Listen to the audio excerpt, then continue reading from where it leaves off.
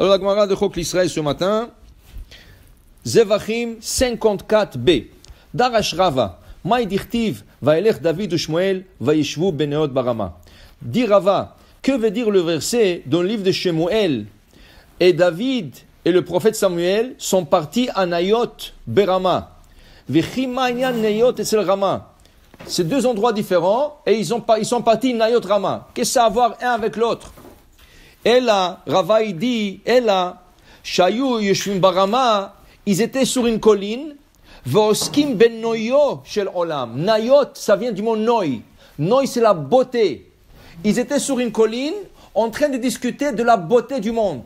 Quelle est cette beauté du monde? C'est le Beth Amikdash. Qui veut dire, à l'époque de David Amelech, David, il a initié l'idée de construire une maison pour Hachem. Le Hachem était dans l'Arche Sainte, était dans une tente. David avait un palais en briques, en bois, en briques. Il a dit, c'est pas normal qu'un homme, chair et os, un roi, s'assoit dans une maison fortifiée comme ça, avec des briques, avec du bois, et la Aaron à Kodesh, la maison d'Hachem, c'est une petite tente de rien du tout. C'est pas normal. Alors il a dit, on va construire le Beth Amikdash. Mais construire le Beth Amikdash, où? C'est pas écrit dans la Torah. Où construire le Beth Amikdash? Là, il a pris le prophète Samuel, Shmuel Navi, et tous les deux sont mis sur une colline, et ils ont commencé à regarder Israël. On sait que c'est à Jérusalem, on le sait. Mais où? Où à Jérusalem exactement? Alors, Ayu Yoshvim Barama, ils étaient sur la colline, Oskim Beno Shelolam. Amri, ils ont dit, voilà, on a des indices dans la Torah. Et selon ces indices, on va trouver la place. Ils ont dit, c'est écrit, quand il y a un litige entre le Dayanim, quand il y a un litige entre le Dayanim, ça veut dire un Dayan, il dit, voilà la halacha, c'est comme ça. L'autre Dayan dit, non, c'est comme ça. Un Dayan, il dit, cette affaire-là, elle est pure. L'autre Dayan dit, non, elle est impure. Cet Dayan, il dit, cette affaire est permise. L'autre, il dit, non, c'est interdit. Quand il y a un litige comme ça, la Torah dit, et les Dayanim ne sont pas d'accord, vekamta ve'alita, tu te lèveras et tu monteras, et la makom, à la place qu'a choisi Hachem. Qu'est-ce qu'il y a dans cette place? Il y a une chambre qu'on appelle la chambre de Gazit. La chambre de Gazit, c'est la chambre de Dayanim, les élites d'Am Israël. C'est la grande assemblée qui s'assoit là-bas. Quand il y a une discussion chez les Dayanim dans les villes, ils doivent venir pour régler l'affaire au Beth Amikdash. C'est pas écrit où, mais c'est écrit Vekamta ve'alita. De là, David Amelech et le prophète Samuel ont compris une chose. Mais la Med, ça c'est déjà un indice pour nous. Chez Beth Amikdash Gavoa Mikol Eretz Israël. C'est déjà un indice. Va chercher à Jérusalem l'endroit le plus haut. Après, Eretz Israël, Gvoa Mikol Haratzot, est le plus haut de tout le pays. Dis-le Hatam Sofer, comment est-ce possible qu'Israël est plus haut de tout le pays? Il y a des pays, le Mexique, il y a des pays qui sont beaucoup plus hauts qu'Israël. Alors pourquoi il dit non? Regarde, quand tu prends un ballon et tu as choisi le point de départ, ça veut dire tu dis ça c'est le point de départ du ballon, tout le reste est en bas. La même chose, quand Hachem a commencé la construction de ce monde, la création de ce monde, où il a commencé? Israël, Gan Eden. Alors Israël, Gvoa Mikol Haratzot, est le plus haut de tout le pays, et le Jérusalem est l'endroit de Beth Amikdash, Gavoa, il est l'endroit le plus haut en Israël. L'Avu a dit, Dortecha, ils ne savaient pas où exactement. Alors ils ont emmené des livres. Quels livres ils ont emmené? Le livre de Yoshua. Yoshua, c'est lui qui a fait rentrer les Juifs en Israël. Il les a divisé le territoire. Bekulehu Ketiv. Dans le livre de Yoshua, tout à fait au début, le premier chapitre, c'est écrit là-bas les frontières de chaque tribu. Tribu d'Ephraïm, de là à là. Tribu de Yosef, de là à là. Tribu de Ménaché, de là à là.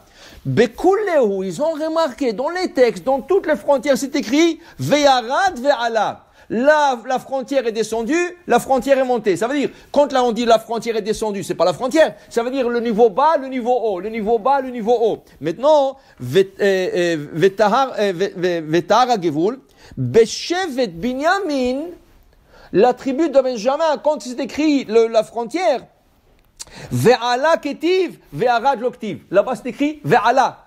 La frontière est montée, mais c'est pas écrit qu'elle est descendue. Ah, déjà, c'est extraordinaire. Amre, Shmamina, Achahu Mekomo. Maintenant, tu sais déjà que le Beth Amikdash se trouve dans la région de Binyamin.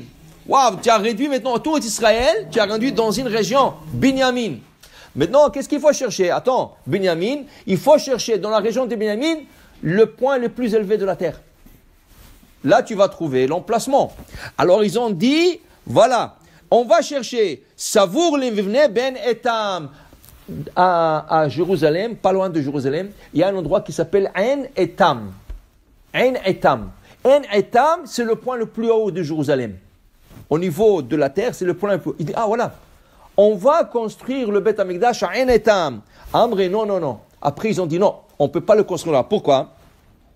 Une seconde. C'est écrit dans la bénédiction de Binyamin, quand Moshe Rabbeinu va donner la bénédiction à Binyamin, c'est écrit ou ben ketefav shachen. Où résidera la Shekhinah? Entre ses épaules. Dit David et le roi Shemuel, on ne peut pas le construire au point le plus élevé parce que le plus élevé c'est la tête. Ça veut dire qu'on doit trouver un endroit un peu plus bas au niveau des épaules. Ils sont descendus un peu plus bas et là, ils ont trouvé l'emplacement exact. C'est là où le Beth Amikdash est construit aujourd'hui. C'est là-bas qu'ils ont construit le Beth Amikdash. Ils ont trouvé que la place. Maintenant, c'est très intéressant. Dans toute cette région, c'est la région de Benjamin, mais il y a comme un strip. Un morceau de terrain qui rentre dans le Beth Amikdash.